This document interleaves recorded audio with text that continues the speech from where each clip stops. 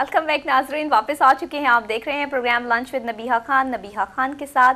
और जनाब आज हम बात कर रहे हैं अपने फोक स्टाइल की, फोक सिंगिंग की, कि फोक सिंगिंग जो करने वाले हमारे सिंगर्स हैं उनका भी एक मुकाम है, उनका भी एक स्टाइल है। वो अपने ही तरीके से जीने वाले लोग हैं, अपने ही मुल्क के वासी हैं। और जब अपने ही मुल्क में रहते हुए हम अपनी चीज़ों को रिप्रेजेंट ना करें या अपनी चीज़ों को हाईलाइट ना करें तो हो सकता है कि हम नाइंसाफ़ी कर जाएं। तो नाइंसाफ़ी तो हम वैसे भी इस शो में नहीं होने देते, तो इसीलिए हमने जो है शकील अहमद साहब को यहाँ पे बुला लिया है और हमने उनको कहा है कि वो अपनी फोक सिंगिंग को जो है वो जितना हाईलाइट कर सकते हैं और जो भी अपने गाने जो उन्होंने बनाए हैं वो बनाना चाहते हैं, मज़ीद आगे उस पर बात कर सकते हैं। अच्छा शकील साहब, ये बताइए, आपने पंजाबी में तो गाने बनाए, उर्दू में भी आपने कहा कि उर्दू में भी आप काम कर रहे हैं, तो उर्दू में कोई गज़ल पे भी काम किया? जी बिल्कुल। अच्छा, तो वो कौन सी गज़ल है, वो भी हमें सुनाइए। दिल सकून न पाए न मिले हमको कहीं चैना, दिल सकून न पाए न मिले हमको कहीं चैना, सितारों तुम गवाह रहना, सितारों तुम गवाह रहना, दिल सकून न पाए न मिले हमको कहीं चैना, मैं चलती राहों की ताबीर हो जाओ, मैं चलती राहों की ताबीर हो जाओ, आशनाओं की मेरे तकदीर हो जाओ, आशनाओं की मेरे तकदीर हो जाओ, रहेगा प्यार सदा प्यार का गहना, सितारों तुम गवाह रहना, दिल सकून न पाए न मिले हमको कहीं चैना। बहुत शुक्रिया शकील साहब। दिल सकून ना पाए कहीं ना मिले हमको चहना, और सितारों तुम गवाह रहना। अच्छा जी, ठीक है, आपने सितारों को गवाह बना दिया, जिन शायर की ये शायरी है। अच्छा, ऐसा क्या होता है कि इंसान अपनी तन्हाई को सपोर्ट करने के लिए जो है वो चांद सितारों से बातें करना शुरू कर देता है और किसी और दुनिया में पहुंच जाता है। और फिर फोक सिंगिंग का एक कमाल ये है कि ये चांद सितारे हों, कोई दोशीज़ा हो, या आप लोग कुदरत को फोकस करते हैं, कुदरती चीज़ों को फोकस करते हैं वो, क्योंकि जब ये फोकस हो रही है तो यही फोक सिंगिंग है कि जिसमें हमारा कल्चर आ गया, हमारा गांव आ गया, हमारे वहाँ के लोग आ गए, और उनकी जो भी वो अपने काम शाम करते हैं उसमें जितनी भी एक्टिविटीज़ है सारा कुछ आप जो है वो इसमें ले आते हैं। चांद सितारों के जिक्र भी कर लेते हैं, मैखानों के जिक्र भी कर लेते हैं, मोहब्बत के जिक्र भी आ जाते हैं। अच्छा, मोहब्बत पे कोई गाना लिखा हो, कोई फोक सिंगिंग में जो है वो रोने धोने वाले गाने बड़े पॉपुलर हो जाते हैं, तो उसके बारे में आप क्या कहते हैं? वो कौन से गाना आपका? वो मेरा ढोल जिंदड़ी तेरे ना तो वारा, अच्छा, अखियां च कजले दियां वेख धारा। अच्छा, ये जो है ये कौन सी जुबान है, इसको क्या कहते हैं? ये सराइकी जुबान, सराइकी जुबान है। थोड़ा सा मैं आपको मतलब उसका, मेरा ढोल जिंदड़ी तेरे ना तो वारा, मेरा ढोल जिंदड़ी तेरे ना तो वारा, अखियां च कजले दियां वेख धारा, मेरा ढोल जिंदड़ी तेरे ना ते वारा, मेरा ढोल जिंदड़ी, एक आप सोना दूजा कजला जो पाया, एक आप सोना, एक आप सोना दूजा कजला जो पाया, कजले दियां धारा मेंढे हाँ हाँ कुभाया, कजले दियां धारा मेंढे हाँ कुभाया, मैं कुहार थईए दिल को विहारा, ਅੱਖੀਆਂ 'ਚ ਕਜਲੇ ਦੀਆਂ ਵੇਖ ਧਾਰਾਂ ਮੈਂਡਾ ਢੋਲ ਜਿੰਦੜੀ ਤੇਰੇ ਨਾਂ ਤੋਂ ਵਾਰਾਂ ਮੈਂਡਾ ਢੋਲ जिंदड़ी। अच्छा जी, ये है सराइकी, और आपने जो है वो उर्दू पे भी काम किया, पंजाबी पे भी काम किया, सराइकी पे भी जो है वो आपने जो है गाना बना दिया।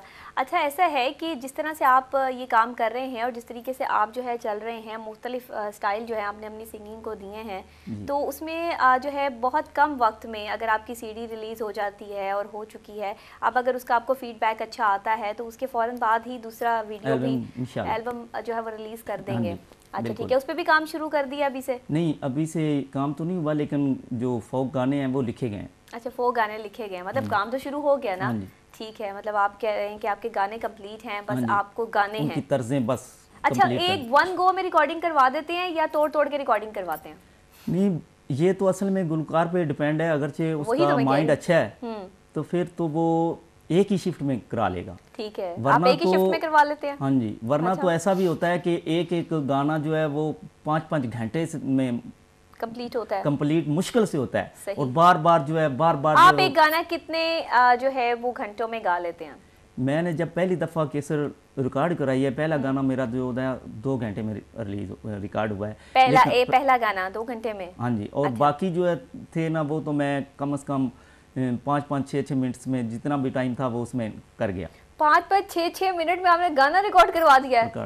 आपको तो अवार्ड मिलना चाहिए।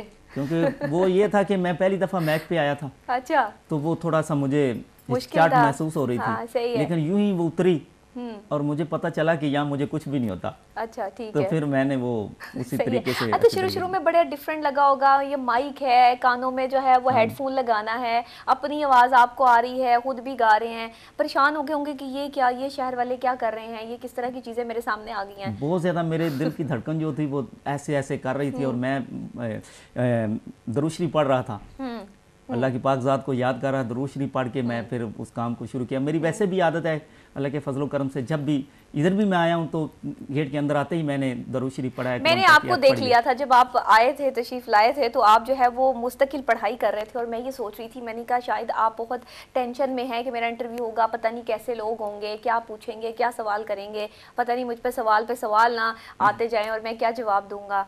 मैं तो इन शहर वालों को जानता भी नहीं हूँ, और ये शहर वाले कैसे लोग हैं, लेकिन मुझे लगता है कि अभी आप कंफर्टेबल हैं और अभी आपको कोई ज़्यादा प्रॉब्लम नहीं है उस चीज़ को भांपते हुए, क्योंकि मैं भी एक साइकोलॉजिस्ट हूँ, लोगों को पढ़ना मेरी आदत है, और जब कोई शख्स मेरे सामने आता है तो वो खुली किताब बन जाता है। तो ये तो ठीक है, फिर ये है कि हाँ, तो फिर ये कोशिश की जाती है कि फिर उसको उसी की तरह जो है वो डील किया जाए। अच्छा, ये सारी बातें तो जो है वो एक तरफ है, लेकिन ये बताइए कि आप अपने गानों में सबसे ज़्यादा आपको जो इस गाने की शायरी पसंद है या आप समझते हैं ये गाना सबसे पॉपुलर हो जाएगा, वो कौन सा गाना है? वो मेरा पहला गाना है, असी लाओ डीका बैठे हैं परदेसी तेरे आंधी। अच्छा, ये आपने मुझे अभी सुनाया तो नहीं? नहीं। ठीक है, आपको लगता है कि ये वाला गाना जो है ये सुपर डुपर हिट जाएगा? जी। अच्छा ठीक है, परदेसिया ये जो छोड़ के अपने गांव के लोगों को छोड़ के जो है परदेश जाके बस जाते हैं, और फिर उसके बाद उनकी यादें जो हैं वो आती रहती हैं, जैसे कि इब्रार का भी सॉन्ग था परदेसी होयो रे, और दैट काइंड ऑफ टाइप, तो उस तरह का गाना आपने जो है वो बनाया है। हाँ जी, तो क्या है ये परदेश में, इसमें क्या जिक्र किया आपने कि परदेश चला गया है, वापस कब आएगा? जी। उसकी मंगेतर भी बैठी है, उसके आस में वो मंगनियां करके वहाँ निकल गया है। असल में इसमें तखय्युल है, सोचने का, अगरचे जिस ज़हन में कोई सोच ले, चाहे मार्फत पे चला जाए तो चाहे दुनिया पे आ जाए, ठीक है, ठीक तो है, वो ये गाना उसका दोनों चीज़ों का ही मतलब देगा। ठीक है, यार तो कोई भी हो सकता है। हाँ जी, बिल्कुल ठीक है, चाहे ऊपर लॉ लगी हो चाहे नीचे वाला। बिल्कुल ठीक है। एक इंसान जब दूसरे इंसान से मोहब्बत करता है तो कहते हैं कि अपनी मोहब्बत में वो अच्छा काम कर जाता है। आपने कभी किसी से मोहब्बत की? बिल्कुल की है। आप सच बोलते हैं, आपकी सबसे अच्छी खासियत ये है कि आप सच बोलते हैं। अच्छा, अपनी मोहब्बत को कायम रखा या फिर कहीं कुछ क्लैशेस तो नहीं हो गए? क्लैश हो गया। अच्छा, तो आज भी याद करते हैं उस मोहब्बत को? नहीं याद करते, क्यों? इसलिए कि उन लोगों में वफा नहीं थी, इसलिए मैं नहीं याद करता। उन लोगों पे कोई गाना बनाया आपने? नहीं, जिन पे हम नफरत कर गए फिर उन पे गाना भी क्या बनाना है। अच्छा, मोहब्बत के बाद अचानक उसी बंदे से नफरत क्यों हो जाती है, ये क्या चक्कर है?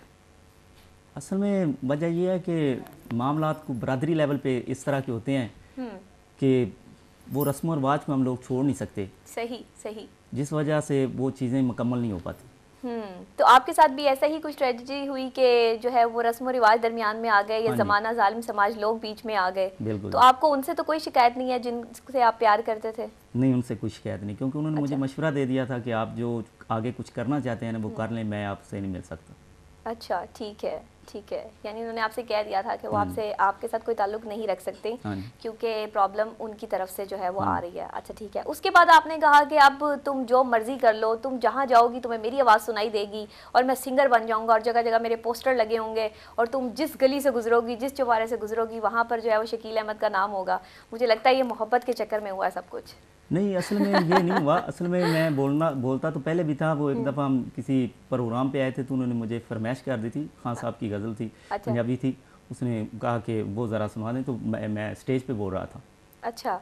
तो उन्होंने मुझे कहा कि ये ज़रा गज़ल सुना दें, जिसके बोल थे, मार गई उड़ीक मैनू दे गया तारीख तेरा, मेरा ढोला नहीं आया। तो मैं अच्छा ज़रा वो आपको सुना भी देता हूँ। ठीक है, मैं अभी आपसे सुनती हूँ, लेकिन अभी हमारे पास यहाँ पे ब्रेक है। ब्रेक के फौरी बाद आके आपसे जो है वो ये गज़ल भी सुनते हैं। और नाज़रीन, अभी यहाँ वक्त हुआ है ब्रेक का। शकील अहमद फोक सिंगर हमारे साथ यहाँ मौजूद है, हमारे ही मुल्क का एक हिस्सा है, और हमें चाहिए कि हम ऐसे लोगों को भी इंकरेज करें जो आना चाहते हैं इस फील्ड में और कुछ करना चाहते हैं। तो अभी ब्रेक के फौरी बाद हाजिर होते हैं। देखते रहिए programme lunch with Nabiha Khan.